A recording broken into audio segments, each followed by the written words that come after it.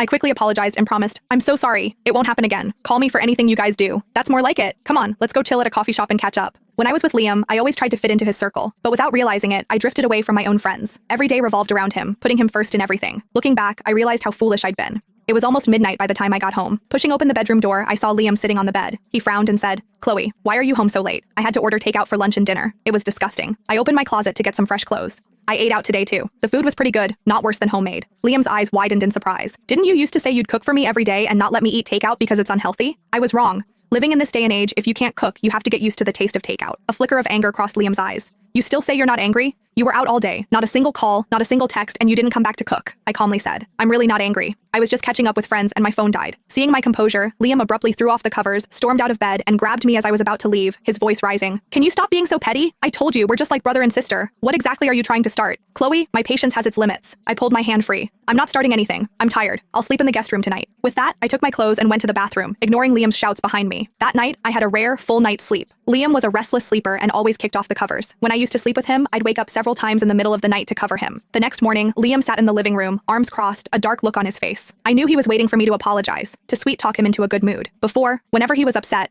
regardless of whether it was my fault, I would humble myself and beg for his forgiveness. Then he would demand a list of things, and only after I complied with each one would he grudgingly forgive me. For years, it had always been this pattern. I was tired of it. I ignored him, washed up, and left. I had something important to do today. I went to the office and handed in my resignation. My manager was surprised and tried to keep me, but my decision was firm. I originally took this job to be closer to Liam, to make it easier to take care of him. But now, there was no need. Last night, I video called my parents and told them I planned to resign and move back home. I saw the surprised tears in my mom's eyes. Dad hadn't been feeling well recently, and managing the family convenience store by himself was becoming too much for him. It was my hometown, but it was actually a nice mid-sized coastal city. Liam grew up inland and couldn't stand the temperature and humidity of coastal cities. He'd always been unwilling to go back with me, which was why I'd left my parents to work and live here with him. That evening, I invited my friends for dinner and told them the news. They all thought I was right to go back. My parents' health was more important. Mid-conversation, someone suddenly asked, "What about Liam? Is he willing to go back with you?" I was silent for a moment, then gave a bitter smile. No, we're probably going to break up soon. I used to think Liam and I could build a family here, and